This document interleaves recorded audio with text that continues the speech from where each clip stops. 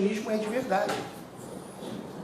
Os efeitos concretos e reais do cristianismo tornam a discussão sobre se Jesus existiu ou não uma bobagem. Uma bobagem. O cristianismo existe. E tem efeitos concretos. Então, assim, a consciência de classe é a consciência da classe explorada. Mas quando ele fala em consciência adjudicada, é que você não necessariamente tem a consciência da classe a qual você pertence. Eu posso ser um empresário, como o Engels, e ter a visão da classe explorada. Naturalmente, essa visão deveria ser a visão da classe explorada. Mas nem sempre há essa correlação direta.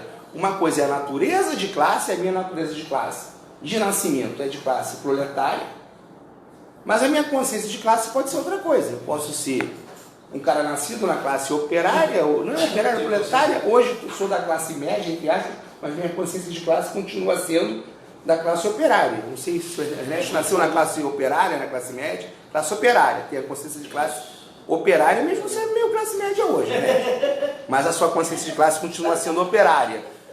Você pode nascer na classe alta, classe operária, e você pode nascer na classe operária e achar que é sócio do Eike Batista, que é um horror. Você pode trabalhar no Uber, com a bicicleta do Uber, a bicicleta, entregar pizza e acha que é empreendedor e capitalista. Então, isso é bem interessante, a diferença, a distinção, não é que Marx está falando, isso é o Michel Louvi, entre consciência de classe e natureza de classe. Né? A história do Marx é a classe em si, a classe para si. Não interessa a classe em si. Tem até uma frase do Marx que fala: não interessa o que a classe operária pensa de si mesma, interessa o que é possível dela fazer. Do fato de ela ser a classe universalmente explorada, se ela se revoltar, a possibilidade de ela se revoltar, quando ela se revoltar, a revolta dela não vai criar mais uma classe dominante, vai libertar todas as classes da exploração. É isso que o Marx coloca, a classe universalmente sofredora. É o caminho de crescimento do Marx. Que o Marx, quando ele está na Gazeta Renana, ele vai se ver com uma lei do Frederico Guilherme, que era a lei contra o roubo de lenha. O que era o roubo de lenha? Você tem roubo da madeira. No feudalismo, você tem uma série de terras que são terras comunais. O feudalismo era ruim? Era, mas tinha umas coisas interessantes. Por exemplo, você tinha terras comunais, não era de ninguém. Não era nem do proprietário, era uma terra da comuna. Naquelas terras, né, historicamente, os trabalhadores sempre puderam pegar lenha para se aquecer, porque o frio da Europa, se você não tiver como se aquecer, você morre. E aí aquelas terras começaram a ser tomadas pela burguesia. Tomadas mesmo. E eles passaram a não ter mais o direito de apanhar lenha. Isso era um ato quase que histórico deles. E eles tipificaram como crime. O Marx vai mostrar que o direito é o direito dos que dominam. Tipificam como crime e criminalizam quem apanha apanhador de lenha. E o Marx se posiciona contra. Só que ele ali está muito longe de ser um Marx comunista. É o primeiro passo. Primeiro, ele chega à conclusão que ele não entende nada de economia. O Marx se posiciona contra o pessoal que está pegando? Não. Contra a lei. Contra a lei. Ele contra a criminalização. Contra a criminalização. Como é que ele coloca? Ele ainda é jovem hegeliano. Então, o jovem hegeliano vê uma diferença entre o coração e o cérebro. Então, aquela massa sofredora, ela precisa de um cérebro na política, alguém que a represente. E ele fala que aquela nobreza não está representando aquela massa.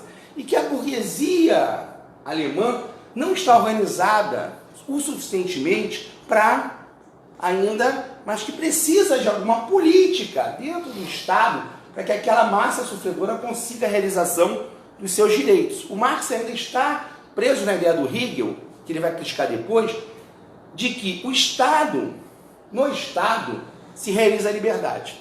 Através do Estado, o Estado é o representante do interesse geral.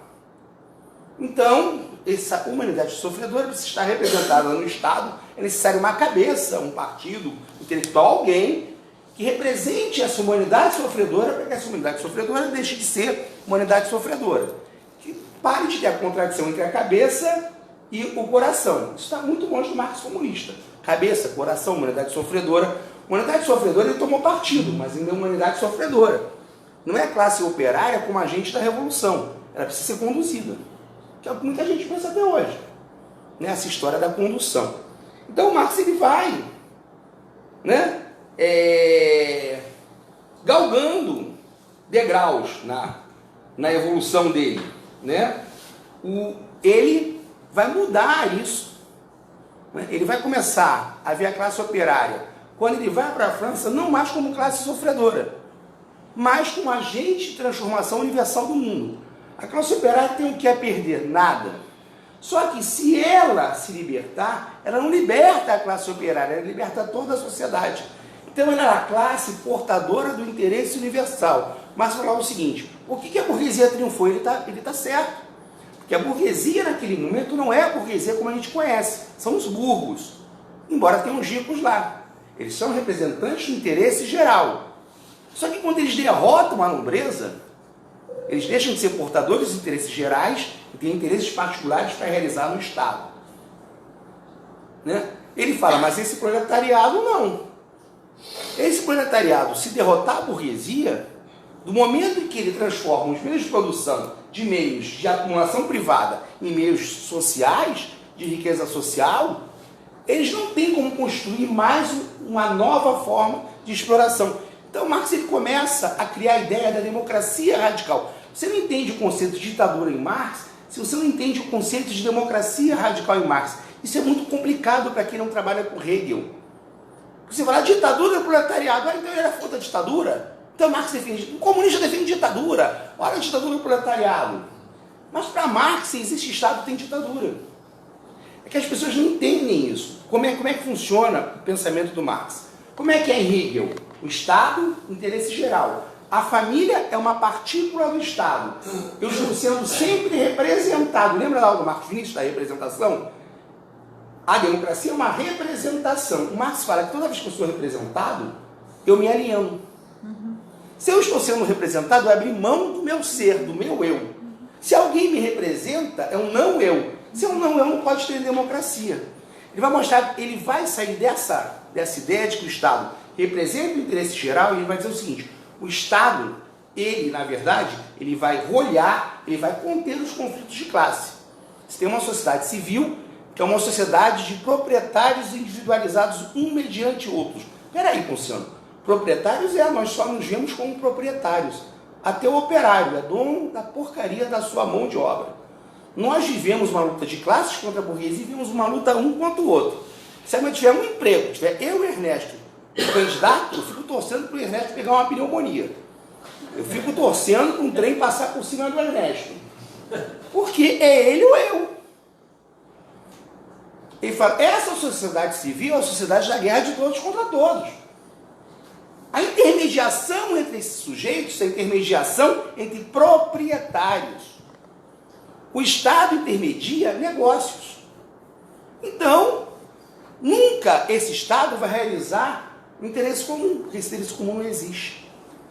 Esse interesse comum só pode ser realizado quando você suprime essa relação entre proprietários individuais, quando os homens não se confrontam mais como proprietários, quando a propriedade é coletiva. Isso é impossível no capitalismo. Por isso que ele fala, como houver o socialismo, é uma ditadura. Porque na burguesia, a democracia, o Marx não é um militante do PSTU, tá? O Marx não é uma pessoa que não vê as mediações. Entre o governo, ele ainda não tinha visto o fascismo, o nazismo. O fascismo e o nazismo para ele era o governo prussiano. Entre a democracia burguesa e o governo prussiano, ele falava, não, a gente tem que defender a democracia burguesa. Uma revolução burguesa na Alemanha é um avanço, sim. Ele não defendia porque dizia que a burguesia alemã era muito tímida para fazer a revolução burguesa, mas ele era a favor. Qualquer revolução burguesa contra o absolutismo é um passo à frente. Na democracia, pelo menos, a gente tem liberdade de organização, liberdade de manifestação, a gente pode se organizar à luz do dia e defender nossos interesses. É melhor do que qualquer forma de autoritarismo. Quando ele fala em ditadura do proletariado, não é uma ditadura de uma minoria contra o proletariado. O proletariado organizado em classe contra a minoria. Porque você, dentro do socialismo, antes de chegar ao comunismo, você ainda pode ter, efetivamente, propriedade privada. Você vai ter que ter o controle dessa propriedade. para que essa propriedade não volte de novo a usurpar a sociedade. O pensamento do Marx é muito complexo. No comunismo não há propriedade. Dos meios de produção. Dos meios de produção. Você vai ser dono do seu meio. Porque, cuidado com isso, né? A gente vai pensar. Tem gente que é tão tosca, que aquela história, comunista não pode ter iPhone, não é cacete. Não, mas é importante isso. Pode parecer que não é, mas é. Vira e mexe, eu recebo mensagem. Como é que eu refuto isso? Como é que você refuta? O Marx fala o seguinte: as pessoas que pensam que o comunista é para dividir coisa não conseguem ver a pessoa senão como burguês. Então, se o Ernesto tem 2 celulares e eu não tenho nenhum, o comunismo eu tenho um celular também. Então, o ser humano é reduzido a proprietário.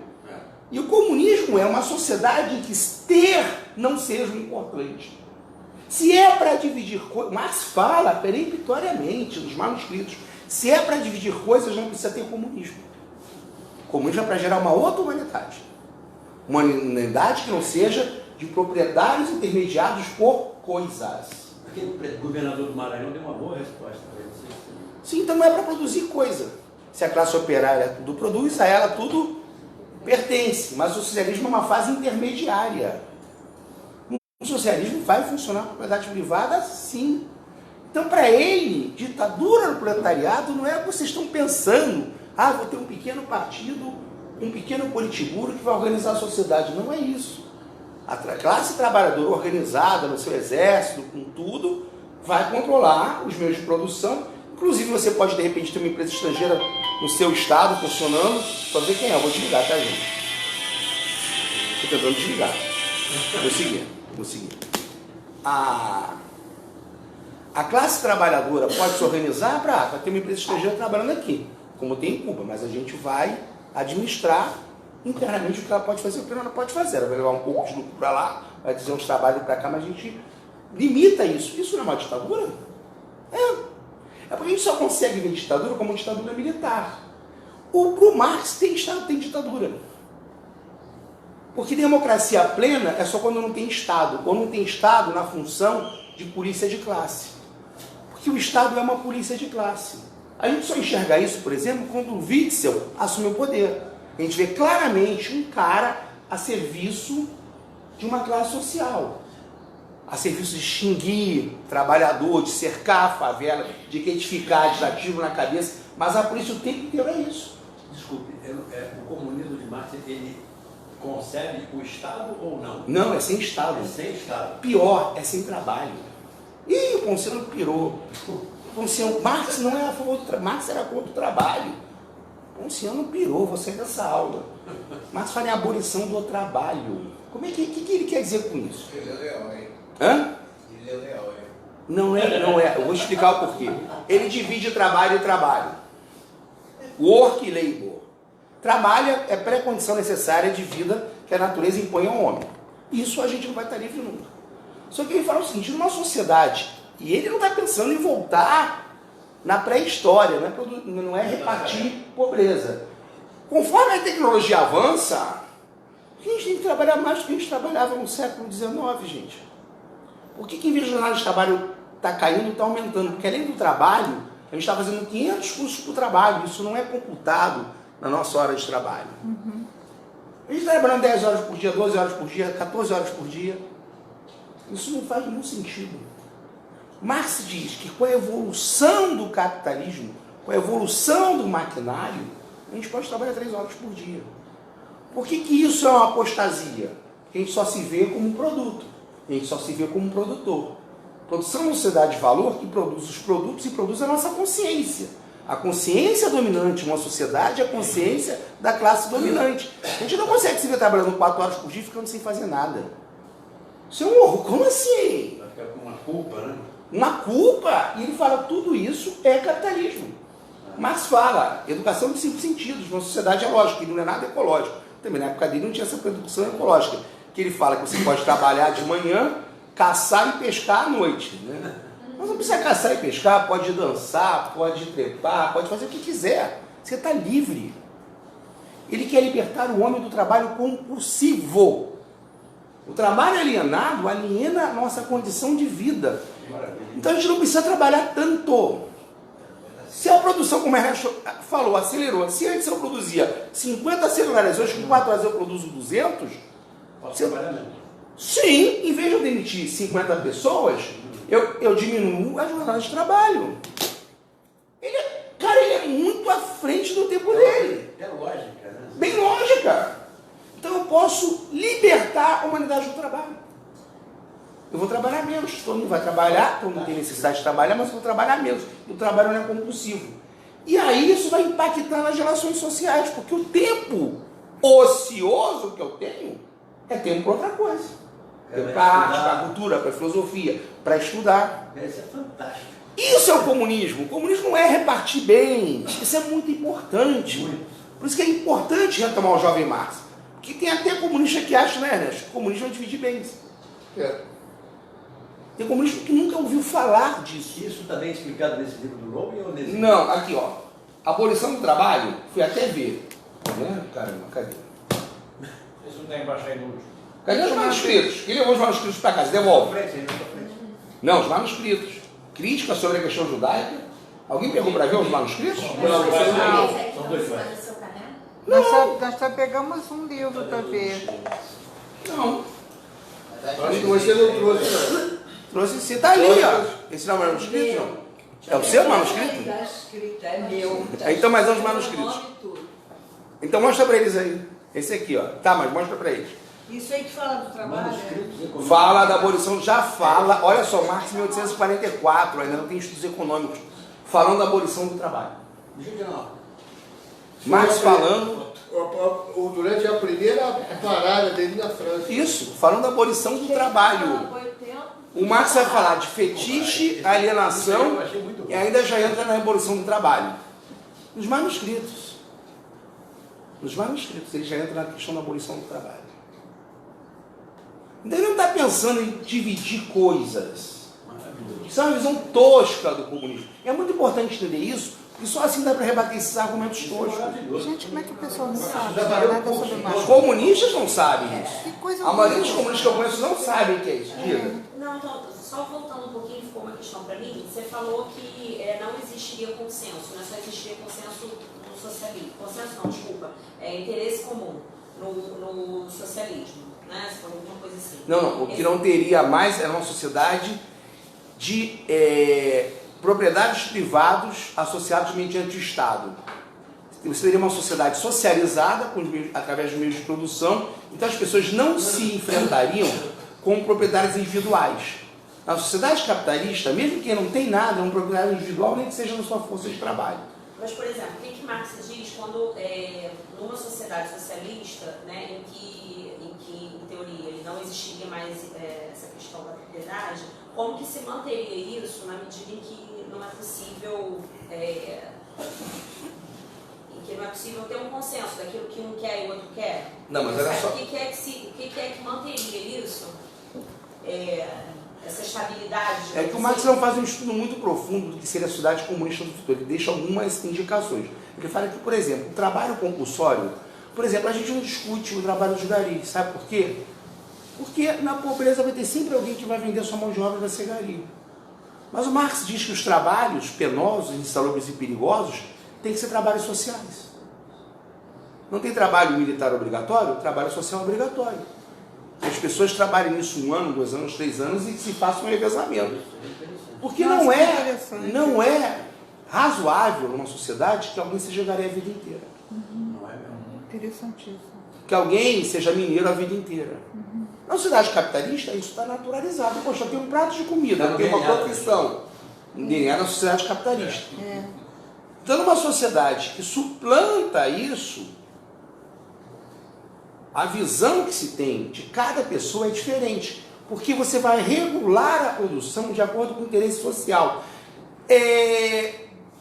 Você leu, mas sempre vai ter que ver uma coisa interessantíssima. Em Cuba não chegou ao comunismo, só chegou ao socialismo. Em Cuba, eu vi que houve uma vez um plebiscito, porque tem problema com leite.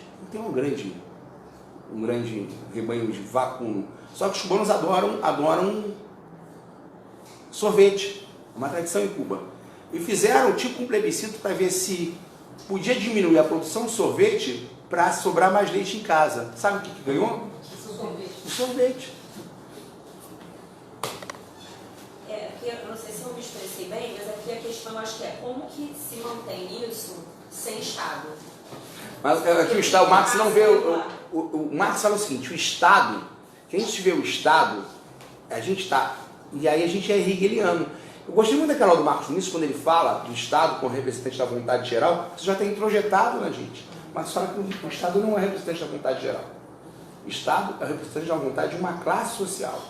Que ele fala que no comunismo, no mínimo, o Estado perderia a sua função repressora.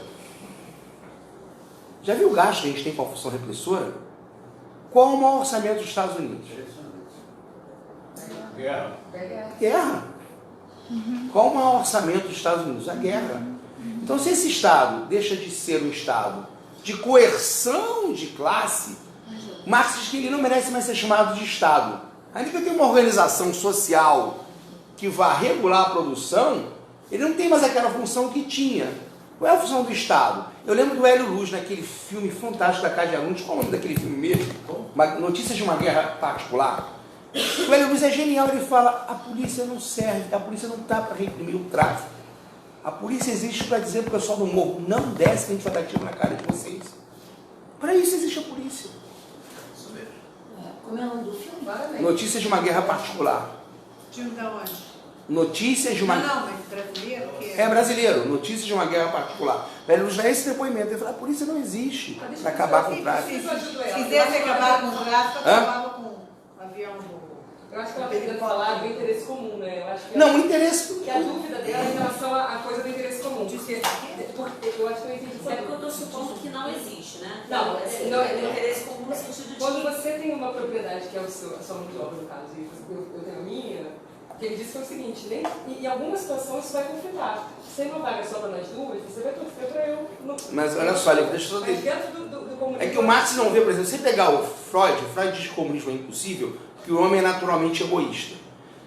Sem dizer que o homem é naturalmente egoísta, o que o homem é naturalmente bom é você pensar que existe uma natureza humana anterior ao homem. E o Marx está dizendo que o homem é um ser histórico. Condições históricas mudadas mudam as pessoas. Se você pegar, por exemplo, e for numa tribo de índio não civilizada, não existe meio seu. Mas é isso que eu queria chegar. Dentro dessa questão capitalista existe. Mas no mundo onde ele criou, onde nós viveríamos, Acho que nem não complexo existiria de mais. É complexo, mas o Marx não é simples. Disputa entre Não, olha só, o Marx não é simples. Ninguém falou que o Marx é simples, ele está propondo coisas grandiosas. Sim. Por isso que eu acho interessante que muita gente fala: Marx está ultrapassado. Aí quando você vai conversar com o cara, você descobre que o cara não leu nada de Marx. Não, a maioria não leu. Fica falando. O Marx está ultrapassado em quê? Sabe nem o que está falando. Não sabe nem quem é Marx. O Marx está ultrapassado, até sabe, mas ele leu o manifesto. Não, às vezes nem leu o manifesto. Ele não leu os manuscritos. Olha só, por que a gente começa do jovem Marx aqui? A maioria dos cursos de Marx que existem por aí começam já no manifesto. Isso é muito importante, não é à toa. Vou chamar a sua mãe para a próxima aula, hein? Você só vai entrar com a sua mãe, hein? Só com a presença da sua mãe. Cadê o bilhetinho para eu anotar aqui? Vamos lá, deixa eu só... Presta atenção no seguinte: por que a gente não começa no manifesto do Partido Comunista? 90% dos cursos de Marx começam no manifesto do Partido Comunista. A gente não começa no manifesto. Se a gente começar no manifesto, já morreu a dialética. Entendi. Já começa do Marx como... Marx desceu no disco voador comunista. Aqui está, senhores, as pedras de Moisés de Marx, o manifesto do Partido Comunista que saiu da cabeça de Marx. Aí você não entende qual é o processo de evolução dele. Entendi. O que ele está discutindo? Ele não está discutindo dividir coisas. E aí vem as pessoas que veem a gente estudando isso, acham que a gente é radical, sabe? Nós somos radicais. Sim, radical no sentido de estar lá no século raiz, né? passado. Entendeu? Não, vamos lá. É importante esse modo radical. Diferente de sectário. Eu vejo muita gente: eu não sou radical, eu sou radical pra cacete. Radical é tratar o problema pela raiz. Quando for acusado de radical, eu sou radical. Os problemas são para serem tratados na raiz. Não há problema nenhum em ser radical. A gente está com medo dessa palavra radical. Vai na raiz. Sectário é diferente. Né? Sectário é de seita. sectária de seita. A grande questão é o seguinte, a maior parte das questões que eu vejo contra o Marx são questões de um pré-marxismo impressionante.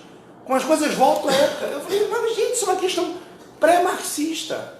Quando falam, por exemplo, que a gente tem que ser libertário, não no sentido de libertário do capitalismo, a gente não pode usar da autoridade, a gente parte de um pressuposto que o capitalismo não é autoritário.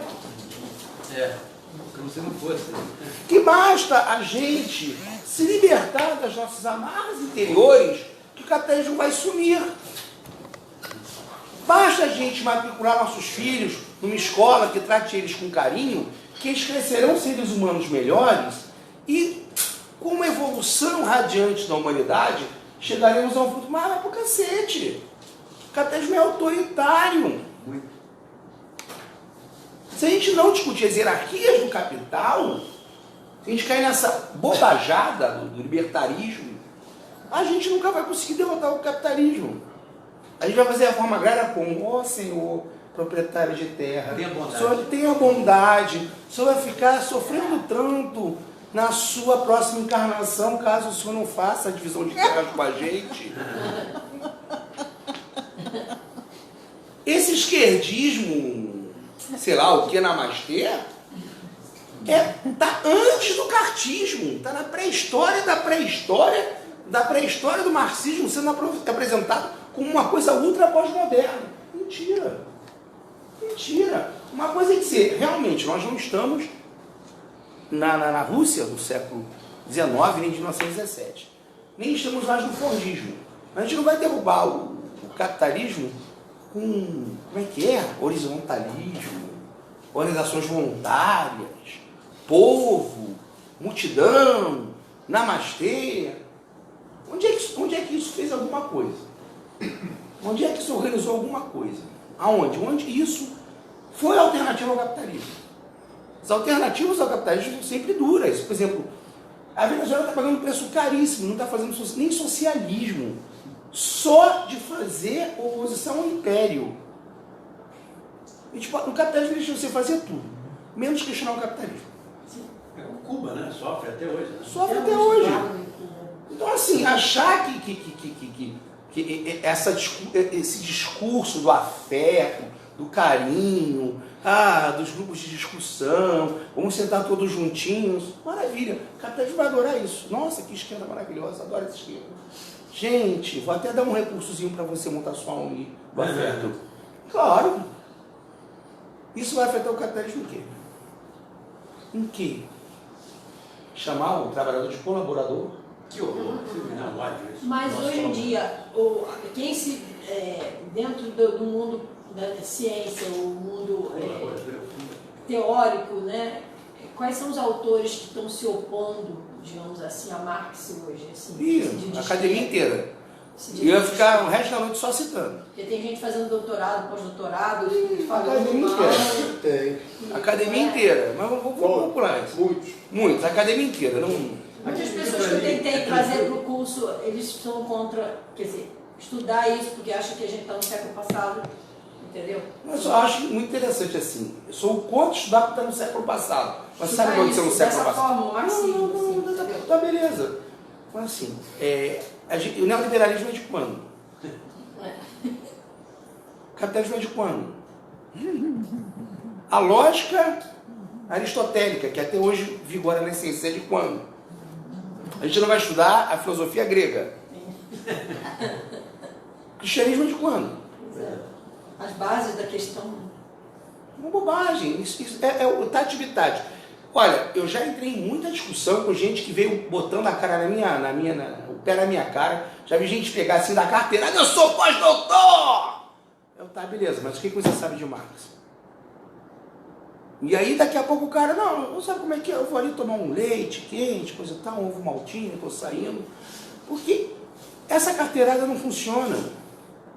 Porque o que eu coloquei, por exemplo, aqui, os limites estruturais do capital. Quem inventou isso? Quem inventou não? Quem descobriu isso? Isso não está aí? Porra! Quando teve a crise do subprime lá nos Estados Unidos, Marx estava enterrado, estava fedendo Marx. Eles tiveram que exumar o cadáver. Porque eles falaram que o mundo acabou a luta de classes. O capitalismo vai trazer prosperidade para todo mundo, não vai ter mais contradição. O mundo só vai crescer. Aí vem a crise do subprime. E você torra $500 bilhão de capital. Torra, desapareceu, sumiu. Em segundos, fez assim, ó, evaporou. Qual foi o velhinho que previu isso? Não foi o Ernesto, não. Qual o velhinho que previu isso? Que em cada crise ia torrar capital. Quem previu isso? Quem? Marx. Marx retorna. Você não consegue entender a crise do capitalismo hoje sem ler Marx. Você vai ler quem? Foucault? Pô, legal Foucault, beleza, eu gosto de ler Foucault. Mas, perto do Marx, me desculpa, não dá para comparar a estatura. Não dá para comparar. Leio Foucault, gosto de Foucault, acho o cara legal, beleza. Não sou daquele mais, não vou ler Foucault. Eu acho muito esquisito isso, porque eu sou marxista que leio Foucault, sem medo dele me seduzir. Posso sair com Foucault e ir para a cama com Foucault, porque eu não vou casar com ele, eu continuo casado com Marx. Mas esse pessoal tem medo do Marx, eu acho que esse pessoal tem muito medo. Acho que se sair 2 vezes com o Marx, for para um motel, vai apaixonar e vai casar. Vai ter que pegar em arma para lutar. Não é pegar em arma, olha só. A luta armada é uma outra coisa, a gente Sim, mas tem gente que acha que Marx significa luta armada. Esse pessoal não acha nada. Não acha nada. Não acha, gente, a maioria das pessoas que se diz pós-marxista nunca leu Marx direito. Sim. Nunca leu. Porque eu gostaria de pegar realmente um pós-marxista, eu adoraria, não conheci, que sentasse comigo e falasse de Marx com propriedade. Eu discutiria na boa. A maioria das pessoas que fala de Marx fala, ele está ultrapassado. Tá, mas em quê? Está ultrapassado? Não, velho, está ultrapassado em quê? Isso é uma questão objetiva de discussão teórica. O Adam Smith está ultrapassado em quê? Nesse conceito. O Foucault falou bobagem aonde? Aqui. O Nietzsche estava errado onde? Aqui. O Freud errou onde? Aqui. Marx está ultrapassado onde? Não, porque a União Soviética... Marx falou o que da União Soviética? Não estou querendo dizer que a gente não tem que discutir a União Soviética. Mas o que o Marx falou da União Soviética? Inclusive eu posso discutir a União Soviética na ideia de Marx que a revolução só pode ser internacional. Nesse período também ninguém estudou, na verdade. Ninguém estudou, né? Assim, no governo militar você não estudava nada disso. Não, no governo militar eu acho que a esquerda estudou muito mais do que agora. A esquerda do governo militar... Exatamente. Não, mas olha só, é outra coisa. A gente está falando de uma esquerda que hoje não lê Marx. A esquerda da década de 60 leu muito mais Marx, é muito mais paramentada ideologicamente do que a esquerda atual. Muito mais do que hoje.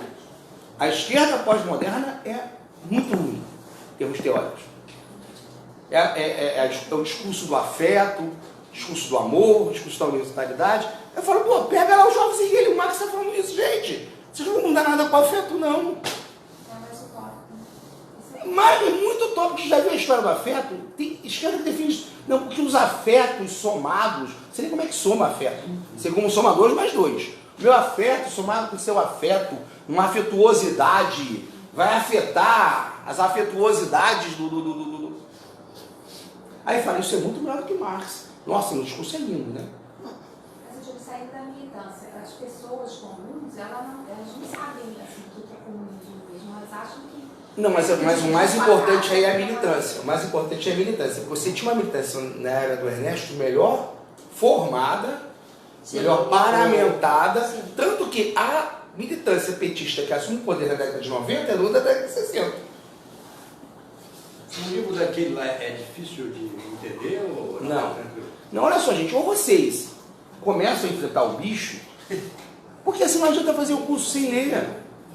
Eu falei, esse aqui, ó, você vai começar a entender aquele livro? Lê esse aqui, vai ajudar pra cacete. Eu não achei em qualquer lugar. Pô, qualquer boitempo, qualquer travessa. Travessa. É da boitempo. Essa feirinha que está tendo aqui lá. Tem essa? A teoria da revolução do jovem Marx. Pessoal, deixa eu agora correr, que eu fiz igual a Ernesto. Enrolei. Aí tinha um monte de coisa pra falar e não falei. 8 horas aí. Eu estou igual a Ernesto agora, aprendi com ele. Isso mesmo. Hoje é a vingança do Ernesto. Ó, volta meia hora! Mas foi importante, eu acho. Né? Deixa eu só falar. Foi importante. Na verdade, hoje eu vou falar de 3 livros. Eu falei muito, na verdade, eu falei sobre tópicos que estão nesses 3 livros, mas eu não cheguei a entrar. Né? Os manuscritos econômicos filosóficos, eu sugeriria para vocês lerem e desprezarem um pouco a parte econômica. O Ponciano ficou doido. Por quê? Porque é o Marx ainda incipiente em termos econômicos. Ele já fala alguma coisa importante, interessante, mas ainda não é o Marx e vale a pena em economia. Você pode até não ler, não estou falando que você leia. Mas se você não ler o Marx depois de ler, como é que é mesmo? Crítica da economia, como é que é? Para a crítica da economia. Se você ler, por exemplo, para a crítica da economia política, você pode não ler a parte econômica dos manuscritos, que a parte econômica dos manuscritos, ela não é o Marx maduro. Né? Antes do Capital, eu sugiro que vocês leiam 2 livros muito melhores. De quem é? De Marx e para a crítica da economia? Para a crítica da economia política. É do Marx? É. É do Antes Boitempo também? Não, você não é da Boitempo, não tem na Boitempo não vi. Não, se eu não me engano, no Brasil tem uma edição muito antiga da civilização brasileira, Estudante virtual. que não está completa, e depois, usado, né? Pô, a gente fala, mas... Da Abril, os pensadores. Né? Não, a Folha de São Paulo, quando Tem? publicou Os Pensadores, Então, tem a melhor produção da crítica da economia para a olha só, crítica da economia. vocês acham a R$10 em qualquer estudante virtual. 2 livros, às vezes tem uma edição com os 2. Salário, Preço e Lucro, fundamental. Lê, que aí vocês vão entender a diferença. Marx vai conceituar salário, vai conceituar preço, vai conceituar lucro, para não confundir mais. Salário, Preço e Lucro, salário, Preço e Lucro. Esse é um texto que está disponível ou um livro? Está disponível, livrinho, você consegue na internet, Pois é, mas tem um livro que tem os 2 juntos, tem uma edição. Não, e tem um que é talvez o mais completo, que esse é da Abril. Da Abril. Que você vai encontrar salário, preço e lucro e trabalho assalariado e capital. Sim, então só.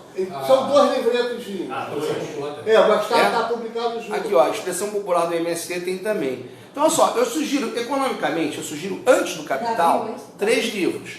Foi importante ele ter lembrado. Trabalho assalariado do capital, salário, preço e lucro e para a crítica da economia política. Muito melhores que os manuscritos em termos econômicos. O Marx ainda está começando os estudos dele, os manuscritos.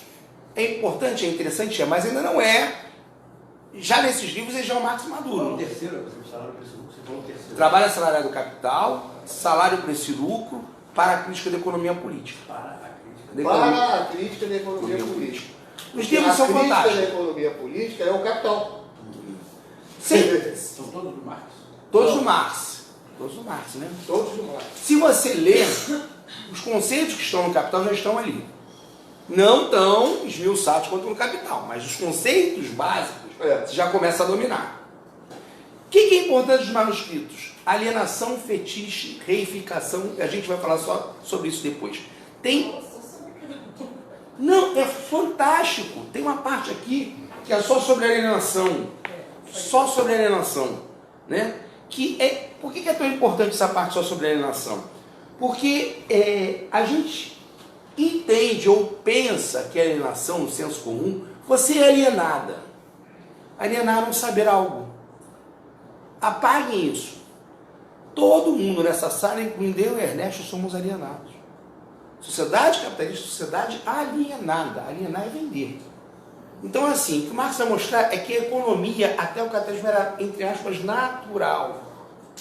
Natural. O local do homem era o local dele na produção. No capitalismo, é o que ele consegue quantificar. O quanto ele consegue produzir de valor. Então, ao contrário do servo, que tinha seu lugar na gleba, nascia, crescia e morria servo, o filho dele ia ser servo, o neto dele ia ser servo, o bisneto dele ia ser servo, etc, etc. O capitalismo não, seu lugar, por isso que você tem a mão invisível do capital, que o capitalismo é caótico. Por que a religião seduz tanto as pessoas do capitalismo? Porque seduz tanto. Porque você tem que ter alguma certeza na vida.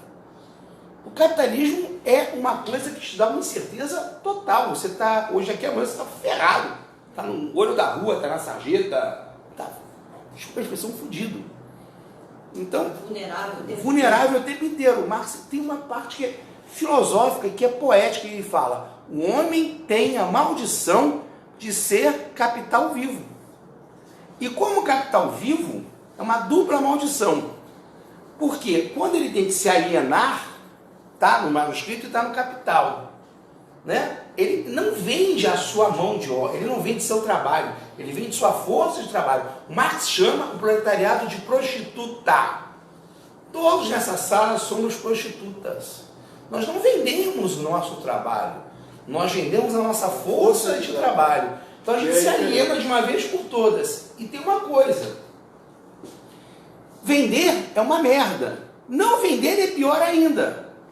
Porque não vender é ameaça à existência física. Então a condição alienada é a condição do ser no capitalismo. Somos alienados todo o tempo.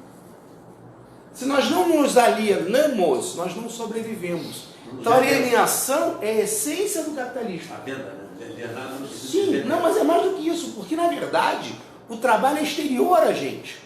O trabalho que a gente faz não é um trabalho que a gente escolheu de verdade. Nós precisamos, qual é o nosso laço com o trabalho? O salário. O salário é algo exterior, é a paga. Por isso que da alienação vem um fetiche. Dane-se no que eu trabalho, o importante é que me pague muito. Se me pagar muito, ele me reifica. Então, a satisfação do trabalho é uma satisfação, reificação é isso. Reificar, retornar ao real. Meu trabalho é nada. A reificação é do real. É tudo. A reificação é tudo. Como é que eu me reifico? Eu ganho um dinheiro, eu posso comprar figurinhas do Flamengo, eu posso comprar essa camisa bonita da CCCP, eu posso viajar. São níveis de prostituição diferentes. Sim, você está reificado. A reificação é o prazer que aquele trabalho vai te dar, que é exterior ao trabalho. Esse trabalho é estranho a você. O seu trabalho não é o seu ser. O seu ser é exterior ao trabalho. Se o trabalho é a condição ontológica do homem, a condição ontológica do homem é o trabalho. Se esse trabalho é exterior a você, você é sempre um ser estranho a si mesmo. Mas é filosófico, é complexo, mas é do cacete. Você é sempre um ser estranhado de si mesmo no capitalismo. Você é um ser que não vai se encontrar. Não vai se encontrar no capitalismo. A condição do capitalismo é que você não se encontra. Você se encontra nos produtos. Trabalho bom, trabalho que paga, tem. Fetiche, que é fetiche. Calma, vamos chegar. Entendemos a alienação, entendemos a reificação. O fetiche está ligado à reificação. O que é o fetiche? O fetiche na mercadoria. Meu trabalho não vale pelo que ele é, vale pelo que ele me dá. Estou num trabalho de merda que me paga 20 mil reais, mas com 20 mil reais eu posso comprar um monte de coisas. Mas o isso não é fetiche é reificação? aquilo... Vamos lá. Reificação não é só o fetiche. Porque, por exemplo, a reificação pode se dar através da religião. Marx dizia que o álcool, as batatas... O álcool era tão importante para o capitalismo como as batatas.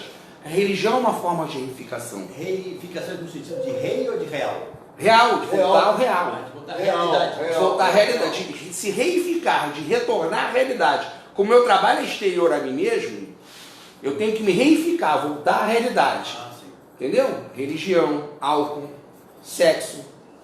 De alguma maneira, a vida tem que fazer algum sentido para mim. Essa vida cujo trabalho é exterior... Sim, essa vida cujo trabalho é exterior a mim tem que ter algum sentido para mim. Eu tenho que me reificar. O fetiche também é uma forma de reificação, mas é um fetiche. Porque o que deveria ser um meio se torna um fim. Eu não trabalho porque eu gosto de trabalhar. Eu trabalho porque as coisas que o trabalho me dão sentido da vida. O que eu ganho através do meu trabalho é que dão significado à minha vida.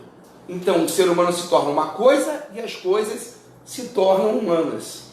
Né? Por que um jogador de futebol pobre que mora na favela, assim que ganha o primeiro salário grande, compra um carrão? Porque ele só é tendo. Marx é do cacete. Marx tem uma crítica muito atual da sociedade que ele nem viu. É por isso que você se aliena do ser, porque à medida que você vai criar necessidades do ter, Sim, né? sim. Você vai se Se a distanciando. sociedade não ter. Quer dizer, nas aulas, a sociedade cria necessidades inventadas. As sociedades inventadas fazem parte da própria construção ontológica do ser humano. Mas é mais do que isso. As necessidades são todas inventadas pela sociedade. Mas é que o seu trabalho não é o que te realiza. O que te realiza é algo exterior ao seu trabalho. Você que é psicólogo ou psicanalista, André? Você que é psicanalista bom não é o que cura o paciente, é o que ganha 50 mil por mês. Estou mentindo? Qual é o concurso que tem o maior número de candidatos? O concurso que vai curar 10 mil pessoas da AIDS ou o concurso que paga 100 mil? Não é? Concurso que paga 100 mil. A gente vive numa sociedade o tempo inteiro do fetiche. A gente não... O mais interessante é que a gente nem para pensar como o Marx é atual. O Marx está fazendo a crítica da sociedade do consumo. A gente olha lá para a escola de Frankfurt. A escola de Frankfurt é só a tradução do Marx. Já estava tudo no Marx. Tudo que a escola de Frankfurt apresenta de novidade não é novidade. Não estou dizendo que não é legal, não é bom, vamos ler a dor, mas já está tudo em Marx. Não tem nada fora do fetiche, não tem nada fora da alienação, não tem nada fora do estranhamento, não tem nada fora da... Nada foi inventado de novo. O Marx, a crítica dele é tão poderosa que ele está explicando não só os produtos da sociedade, ele está explicando a alma da sociedade capitalista. É impressionante. É muito potente. Eu adoro essa aula, porque essa parte do Marx que quase não aparece. As pessoas só dão um manifesto. Por isso que eu acho que, Ernesto, o nosso curso tem esse diferencial. Porque da alienação, da estranhamento, isso, peraí, cara, esse cara está escrevendo no século XIX. É isso que impressiona, porque esse cara escreveu no século XIX. 19. Não tinha YouTube. Isso é muito impressionante. Não tinha. Parece que você está olhando para a sociedade Facebook. Isso não é moderno? Isso não é moderno? Você pega Eric Fromm, o ter e o ser. É Marx. Pode ler Eric Fromm. É Marx. Puro Marx. Não consegue sair de Marx. Você pensar que ele viveu numa sociedade que ainda não era assim. E que até para trocar uma ideia com um cara parceiro, era por carta. Levava uma semana, 15, 20 dias para você... Não tinha o WhatsApp nem o e-mail, né? Não tinha, olha, era carta. Carta era cavalo, aquele cavaleiro que entregava carta. Aí você vê a maior parte das obras selecionadas de Marx são cartas dele. Sim. Você vê o seguinte, tem a coleção de ele está falando de uma cartas. sociedade em que as pessoas não significavam pelo que elas eram, mas ainda significavam muito pelo que elas eram. Parece que ele está falando da sociedade do século XXI. Quem é um bom cantor? É o que ganha milhões. Quem é um bom artista plástico? É o que ganha milhões. Ele está falando que o capitalismo vai transmudar tudo isso. O capitalismo não produz só mercadorias. O capitalismo se reproduz como crença. Você vai ler Durkheim? É Marx. É que as pessoas não leem Marx e falam, não, Marx está ultrapassado. Até o Foucault, quando você vai ler Foucault, né, aí você vai ver lá a crítica da sexualidade, que ele fala que o sexo não é aceito pela sociedade, é um grande escândalo, porque o sexo não produz. Não estou falando da prostituição, estou falando do sexo em si, o momento do prazer, o momento do gozo não está produzindo nada. O gozo não é quantificável, é quantificável. Esse gozo aqui vale R$200. Não está produzindo mais valia. Isso é Marx. Tem como ele falar isso sem ler Marx? Ele está falando de novo de reificação, alienação, fetiche. Nem o Foucault consegue sair muito do Marx. Você fala, não estou falando do Marx não, mas pô, tá. Se você lê o Marx, você fala, porra, cara, mas esse cara é que está preso no Marx. É que o Marx é muito maior do que as pessoas imaginam. As pessoas pensam, sem ler Marx, que o Marx foi o cara que mandou dividir objeto. É uma simplificação. Sim, uma simplificação de quem não leu Marx. Então, por exemplo, os manuscritos são muito importantes. Ele fala dos 5 níveis de alienação. A alienação do homem em relação a si mesmo, relação do homem em relação à natureza, em relação à produção, em relação ao outro homem, está faltando um. Natureza, si mesmo, produção, o outro homem, está faltando um. Lembra qual é? Estou tentando. Daqui a pouco a gente lembra. Daqui a pouco vai lembrar. E ele vai mostrando Mesmo da natureza, da produção. si mesmo, o outro homem, a natureza, a produção, tem mais um. Agora não está vendo nada. Eu acho que é o produto do seu trabalho. Eu acho que era ligado ao Isso, trabalho. esses itens são o quê? Caneta, os níveis de alienação do homem. Está nos manuscritos. Do homem em relação a si mesmo. O homem não se vê como um homem. O homem só se vê como um produto. É o pobre de direita. O pobre que trabalha feito um doido, sendo explorado, mas se acha Eu acho que é empreendedor. do trabalho. Ele não consegue Ele não consegue. Mas ele é doutrinado também para isso, né? Sim, mas essa doutrinação vem disso. Dessa alienação. Essa alienação. Você não consegue entender a doutrinação sem a prévia alienação dele como ser humano. Ele é tratado como um produto desde que ele nasceu. É isso que mantém o Sim, a sociedade é uma sociedade que nos torna produtos. O pobre, quando fica repetindo aqueles argumentos neoliberais, ele se vê como um produto. Nem consegue enxergar isso. Então é impressionante. Mas não é só o pobre, tem gente... Não, sim, mas o pobre é pior, né? É pior. Né? Em relação a si mesmo, em relação ao produto do seu trabalho, em relação ao outro homem, em relação à natureza, né? Em relação, acho que é o próprio trabalho. Eu acho que é o trabalho. É o trabalho, é o próprio trabalho. A Então, produção do seu próprio trabalho é o próprio Dá uma olhada. é os produtos. Quando ele trabalha, ele está alienado. Ele está alienado. Enquanto trabalha, ele está alienado de si também. Ele está alienado da natureza, do próprio trabalho, da natureza em si. E a produção como resultado. Mas eu lembro de ler que a alienação era 79 aqui, trabalho ó, dele. Ele é, que eu tinha marcado no meu. do próprio trabalho que ele produz, que ele faz.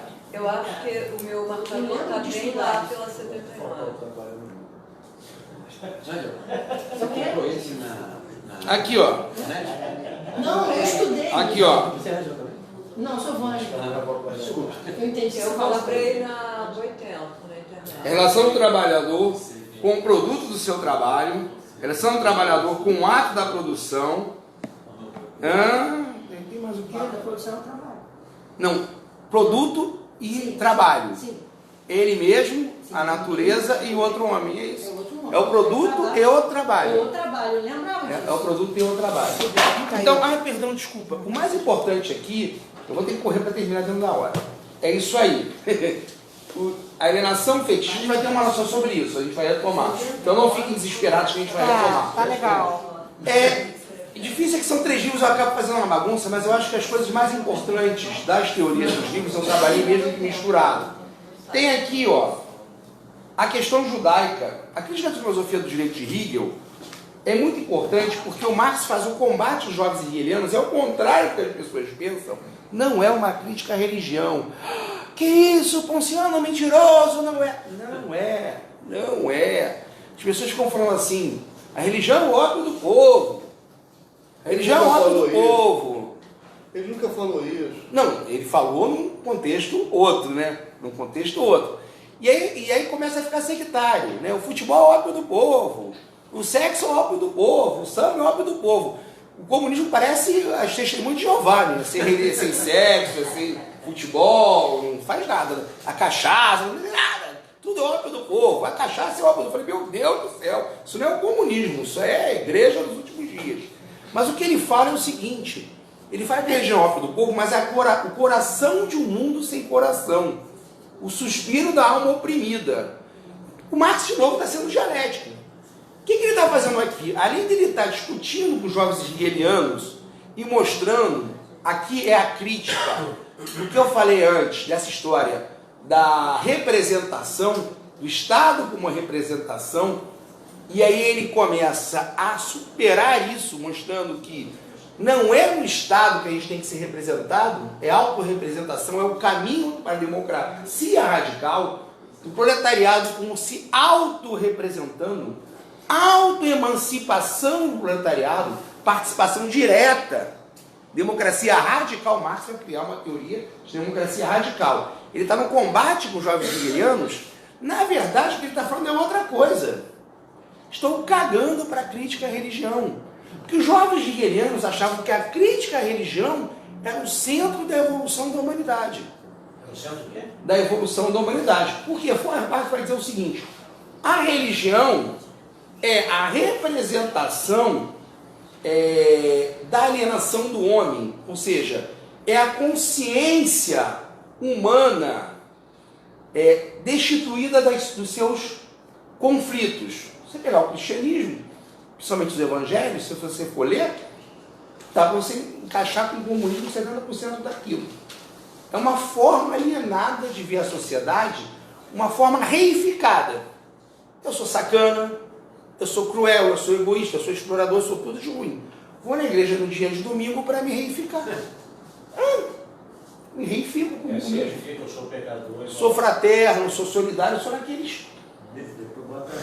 Depois eu volto para fuder de novo. Aliás, é de Feuerbach, a frase que acreditam para Marx, mas é de Feuerbach, não foi Deus que criou o homem à sua imagem e semelhança. O homem que criou Deus. Foi o homem que criou Deus à sua imagem e semelhança. Então, a religião, o Marx vai dizer, a religião é a consciência alienada do homem. Só que o Marx vai falar o seguinte, tá, mas aqui Marx, o Feuerbach esquece de colocar uma grande questão. Por que o homem precisou criar essa religião? Isso o Feuerbach não coloca. Ele fala o seguinte, não é combater a religião, é combater as contradições que fazem ser necessária a religião. E aí ele faz o divórcio absoluto com os novos hegelianos. Vocês querem ficar discutindo a religião? Beijo do Marx. Eu quero discutir o capitalismo. O que cria a carência rude que faz o homem se esconder na religião é a exploração do homem pelo homem. É a miséria, é a ignorância. Então eu vou combater a miséria, vou combater a ignorância. Nesse livro aí, qual é a questão judaica? A questão judaica é o finalzinho. Não vai dar tempo de explicar muito, mas o mais importante eu vou explicar. E estão ligados, estão muito ligados. Por que estão ligados? Aqui ele está batendo nos jovens hegelianos, mas está dando uma coça de gato morto até o gato miar. Né? Ele vai destruir essa concepção idealista de... Só por uma questão já que você está gravando, sempre que você mexer nisso, procura mostrar para quem está lá. Não é merchandising não, porque não está pagando nada não. Estou brincando, estou brincando. Já nos escritos econômicos filosóficos, a Ângela roubou de mim, está dizendo que é dela. Mentira, tá com meu nome. Mas ela falou que foi fruto de uso para ela ler. Fruto de uso para ela ler. Parou a gravação? Aí não sei. Abril de 2019. Não, aqui tá legal. Não, isso aqui está parado há muito tempo. Não, tá rodando aqui. Não, ali o meu Facebook está parado há muito tempo. Tem um monte de coisa ali, não sei o que é. Não tem ninguém pelado ali não, né? Tô brincando, gente. Aparece alguém nu lá no Facebook. Não, aconteceu uma coisa, num congresso aconteceu de verdade. O cara estava fazendo um negócio lá, estava explanando o negócio.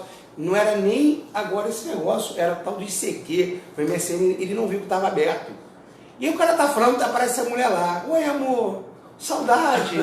Ai, vem logo. Ah, tô de camisola. O cara tá falando, o pessoal morrendo de rir, não tá sabendo o que tá acontecendo.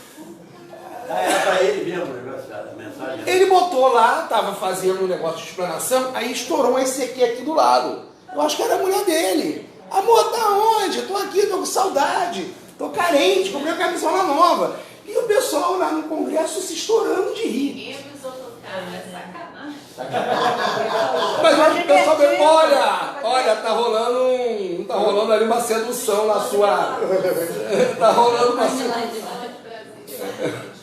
Isso aconteceu de verdade, não é. Eu acredito, porque não dessa forma, já aconteceu com o curso que eu estava fazendo. Aconteceu de verdade, gente. Tinha caído e não o pessoal não conseguia mais. O cara falava, o cara achava, eu acho que foi uma parada de maior sucesso dele, porque ele falava umas piadas sem graça, e todo mundo chorava, e eu falei assim, gente, eu virei um piadista de... né? Todo mundo deixando o cara, assim, situação. Mas dizer o quê? Faz o quê? Não sabe o que estava nos bastidores. Ele nem viu. Depois o ICQ fechou, ele nem sabe o que aconteceu. Ele não sabe o que aconteceu. Não percebeu? Não, porque o ICQ abre, ficou lá, falou, não falou nada assim de tão terrível não. Mas que estava engraçado, estava, oi amor, tô com saudade, tô aqui, tô em casa, comprei uma camisola nova, tô de lingerie. E o pessoal chorando de rir. E o cara lá, não, porque o marxismo, a sociedade socialista... Isso aconteceu de verdade, não é mentira. E não era você não. Não. Você contaria. Não, eu contaria, cara, na boa. Eu tava na hora da tela, tava chorando de rir também. Até porque o cara era do PSTU. Mas vamos lá. Eu só não vou dizer o nome. Sim. Sobre a questão, por que sobre a questão judaica é importante? Assim, o Marx foi acusado de ser antissemita nesse livro. E a gente tem que entender o que é antissemitismo, o que é antisionismo, como o Marx não era Mas antissemita. Marx era judeu, né? Não, porque assim, judeu não é um povo. Judeu é uma religião. O pai dele era judeu convertido, entre aspas. Ele foi obrigado a se converter ao cristianismo. O pai para manter o cargo dele na Alemanha. Caramba. foi obrigado a se converter ao Cristianismo para manter o cargo dele na Alemanha. Aí o pai nasceu judeu. O pai nasceu judeu, Marx não nasceu. Ele nasceu do judeu. Não. Não, quem dá a tradição é a mãe. Olha só, vamos lá, independente, gente, olha só. Não, eu Discussão, sei, só uma curiosidade. é assim, o que é ser judeu é uma discussão interminável. Tem que ser filho da mãe. Hã? Tem que ser filho da mãe. Não. É, quem passa. Gente, isso é desimportante. O Marx tem uma ascendência judia, ponto. O Marx nunca se reconheceu judeu. Tem uma ascendência judia. Se considerar que judeu é um povo, ele pode ser judeu. Se considerar que judeu é uma religião, né? Tem judeu de tudo quanto é ascendência. Tem judeu negro, tem judeu alemão, tem judeu. Inclusive, é uma ortodoxo. Cearense. Não, estou falando de etnicamente. Inclusive, quando se construiu o Estado de Israel, teve muito problema com isso, né? Os judeus que ocuparam o Estado de Israel, os judeus brancos, encontraram lá a discussão que não é o caso. Vou voltar aqui. Qual é a questão? O Bruno Bauer, o irmão dele, esqueci o nome agora, os irmãos Bauer, escreveram um livro atacando os judeus. Porque a religião era a essência alienada da humanidade. E na Alemanha tinha um Estado confessional. O que era o Estado confessional? Se você não fosse cristão, você não teria acesso a determinados cargos. Caramba. Sim. No Brasil não está muito longe disso. Eu sei. O Brasil está chegando perto disso. Sei, eu sei. E aí o Bruno Bauer diz o seguinte, que não está errado, porque para chegarmos à humanidade socializada, uma humanidade com consciência universal, o cristianismo era a consciência universal da humanidade. Então ele era um passo à frente, e existe no hegelianismo uma certa visão desse tipo. Ele era um passo à frente com relação ao judaísmo.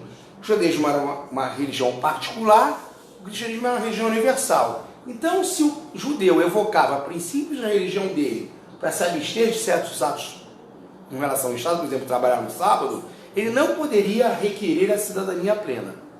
Essa é a argumentação do Bruno Bauer.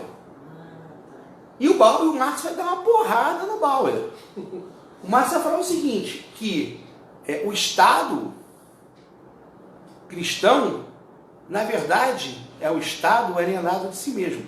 Porque não é o Estado na sua plenitude. O Estado na sua plenitude seria somente o Estado laico. Porque no Estado laico, a religião poderia funcionar como religião, com consciência alienada da população. A religião no Estado é a negação da religião, porque a religião tem que se imiscuir de formas sórdidas e não pode ser a consciência alienada das pessoas.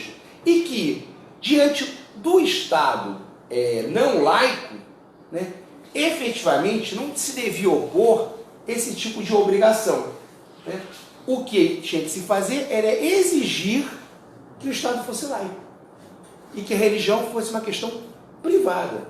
Essa que é a questão que ele coloca. Sim, o Marx é... E a educação também deveria ser. Não, mas ele não está Sim, discutindo eu educação. sei. Esquece a educação. Tá. Vamos falar só o que está no livro. Tá bom. Não vamos falar as coisas que não estão no livro. Tá bom. Ele está dizendo o seguinte, por que ele é acusado de antissemita? Porque ele fala do judeu na sua função sórdida. Função sórdida histórica. Qual é a função sórdida histórica? Banqueiro. Ele não está falando do judeu religioso. Ele está falando que quando acabar o capitalismo, essa função sórdida vai acabar também. E quando acabar o capitalismo, a tendência é que as religiões diminuam de status, porque as pessoas não terão a carência rude para fazê-las recorrer a um monte de religião. Então Marx retira do âmbito do Estado a discussão da religião. Ele, no fundo, é defendendo o Estado laico. E ele não está sendo antissemita, porque quando ele está falando do judeu na função sórdida, ele está falando do banqueiro. Por quê? Por que o judeu na sua função sórdida é considerado? Porque o judeu, como ele foi discriminado e teve suas funções restritas, muitos judeus acabaram sendo banqueiros. Que eles eram proibidos de comercializar e acabam fazendo a troca de moedas. Não quer dizer que todo judeu seja aquele, nem o Marx cai nessa confusão. Então ele fala que o judaísmo, sendo uma religião particular com relação ao cristianismo, não significa que não pudesse ter os mesmos direitos diante do Estado. Que o Estado que a gente não poderia de maneira nenhuma reivindicar um Estado que discriminasse as pessoas de acordo com sua religião. Então, na verdade, a questão judaica ela é muito atual para, inclusive, colocar qual é a única posição defensável pelos comunistas socialistas com relação à religião. Ele não está dizendo que a religião tem que ser uma questão de Estado, muito pelo contrário. Está dizendo que o Estado tem que ser ateu. Tem que ser laico. Estado laico é um Estado ateu. Não é um Estado ateizante, que é diferente. A gente tem muito medo de falar Estado ateu, porque parece que falar Estado ateu a gente vai sair por aí queimando igreja. Na verdade, a esquerda está com muito medo de tudo quanto é nome. Estado ateu não é Estado ateizante. Estado ateizante é aquele Estado que prega o ateísmo, que leva as pessoas a se tornarem ateias. O Estado laico, a gente tem medo de falar o nome, mas é o Estado ateu. É o Estado que não professa nenhuma religião. Mesmo que o cristianismo seja a religião do Estado. O Marx fala o seguinte: só no Estado laico igual a ateu, o cristianismo pode ser a verdadeira religião do Estado. E o Marx falou. O que ele quer dizer com isso? Porque aí sim o cristianismo vai ter a função que ele deve ter, que é a função de cuidar das almas sofredoras. É a função reificadora. É a função de ser a consciência alienada de um mundo, da consciência de um mundo em que as pessoas se contrapõem na bela guerra de todos contra todos. Se essa religião está dentro do Estado, o cristianismo não consegue realizar a sua função, porque ele vira religião de Estado e ele passa a ter também uma função sórdica, que é de perseguir, de discriminar. Então ele passa a ser um cristianismo hipócrita. Ele não pode sequer cumprir sua função. Ele fala, olha, esse cristianismo, inclusive, vai estar em contradição com o próprio cristianismo. O cristianismo só pode se realizar como cristianismo se estiver fora do Estado. Mas é muito genial. Olha, se querem realizar o cristianismo, então põe ele fora do Estado. Porque do momento que ele é religião de Estado, ele passa a perseguir as outras. Ele deixa de ter a função... E ele é tão genial que isso se adapta a qualquer situação, qualquer religião. Por isso que eu E falo... a gente está vivendo hoje... E é muito interessante conhecer essa posição do Marx, porque tem muita gente que acha que marxismo e ateísmo é a mesma coisa. Não quer dizer que Marx não seja ateu, e que o materialismo dialético não seja ateu. Mas a função do comunismo não é o ateísmo. A função do comunismo é acabar com o capitalismo. Posso ser comunista e católico? Posso. O governador lá de Flávio Dino. Não estou dizendo que o comunismo seja católico. Não é isso. Mariátegui era comunista e católico. Só que, ainda que seja ateu na sua essência, por ser materialista e dialético, a função do comunismo não é combater a religião. A função do comunismo é combater o capitalismo. Se a religião vai acabar ou não, não é papel do comunista, vou acabar com a religião. A religião é uma questão privada diante do Estado. Se a religião vai acabar daqui a 400 anos, porque as pessoas estão num nível de vida muito elevado e não querem mais ir para a igreja, ótimo. Não é o papel do comunismo perseguir uma religião. Importante isso para não ter uma confusão. Muita gente faz essa confusão. O comunismo defende o Estado laico, o Estado ateu. A religião é uma questão privada, pessoal, fora do Estado. Né? Então, Marx é muito atual. Marx é muito atual. E esse livro não estou terminando nem esse livro mesmo. A questão judaica, crítica da filosofia do direito de Hegel, manuscritos econômicos filosóficos. Para terminar mesmo, gente, só dizer o seguinte. Eu confundi um pouco aquilo que eu ia falar no sentido de fazer uma divisão. Mas mesmo sem fazer uma divisão, acabei misturando os três livros, falando dos três durante a minha fala. Porque, na verdade, essa divisão é interessante, mas eu estou falando desse momento que o Marx está vivendo. Eu acho que eu consigo dar uma boa ideia do que está passando na cabeça do Marx nesse momento. Por que isso é muito importante? É para a gente não cair no marxismo vulgar e sem dialética. Que não é o objetivo desse curso. Eu vou ensinar para vocês um Marx que começa no manifesto. Que não veio de lugar nenhum, que não teve um passado, que não foi hegeliano, que não está pensando numa ética, inclusive. O Marx é um grande moralista. Eu, quando fui defender minha dissertação de mestrado, não vou falar o nome do companheiro, o cara me detonou, falou assim, mas eu não estou vendo ética aqui. Porque as pessoas pensam que a ética é uma questão individual. O Marx é um grande moralista, um profundo moralista. Ele quer substituir a sociedade da guerra de todos contra todos, uma sociedade socializada, onde o homem não seja o lobo do próprio homem. Isso não é um fim moral? Claro, perfeito. No fundo, o Marx é um grande moralista, é um grande ético. Eu acho que essa aula serve para mostrar isso. Ficamos por aqui? Valeu. A gente volta na semana que vem no mesmo canal. E eu posso ver a aula gravada, né? Porque Pode.